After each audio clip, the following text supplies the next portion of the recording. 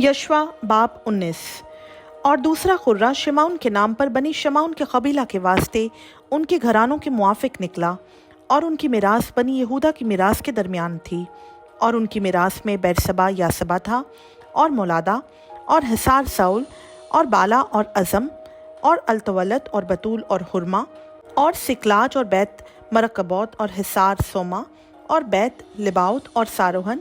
ये 13 शहर थे, और इनके गांव भी थे। ऐन, और रिमोन, और अतर, और असन, ये 4 शहर थे, और इनके गांव भी थे। और वो सब गांव भी इनके थे जो इन शहरों के आसपास बालात बैर यानी जुनूब के रामा तक हैं। बनी शमौन के कबीला की मिरास उनके घरानों के मुआफिक ये ठहरी।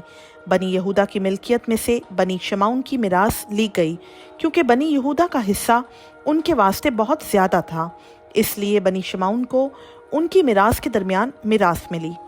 और तीसरा खुर्रा बनी ज़बूलून का उनके घरानों के मुआफिक निकला, और उनकी मिरास की हद सारेत तक थी, और उनकी हद मगरिब की तरफ मरअला होती हुई दबासत तक गई, और उस नदी से जो युकनियाम के आगे है जा मिली।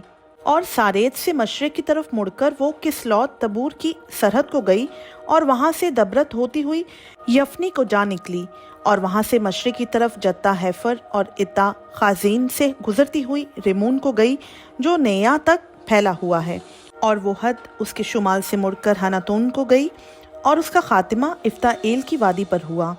और कतात, और नहलाल, और सिमरून, और अदाला, और बैतलहम, ये 12 शहर और इनके गांव इन लोगों के ठहरे। ये सब शहर और इनके गांव बनी ज़बूलून के घरानों के मुआफिक उनकी मिरास है। और चौथा कुर्रा इश्कार के नाम पर बनी इश्कार के लिए उनके घरानों के मुआफिक निकला, और उनकी हद यज़रेल, और किसलोत, और शोनियम, और हफारीम, और शेओन, और अनाखरात, और रबेत, और खिसोन, और इबस, और रेमत, और ऐन जनीम, और ऐन हद्दा, और बैत फसेस तक थी।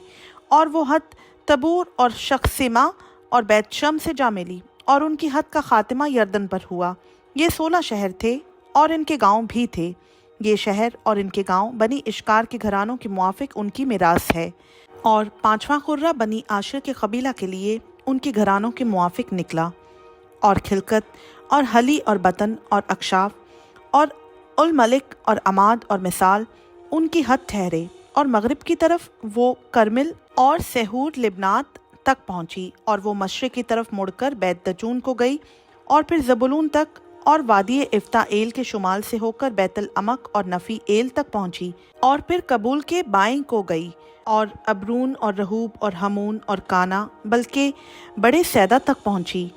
फिर वो हद रामा जूर के फसीलदार शहर की तरफ को झुकी, और वहाँ से मुड़कर होसा तक गई, और उसका खातिमा अगजेब की नवाही के समंदर पर हुआ। और उम्मा, और अफीक, और रहूब भी इनको मिले। ये 22 शहर थे, और इनके गांव भी थे। बनी आशिर के कबीला की मिरास उनके घरानों के मुआफिक ये शहर और इनके गांव थे।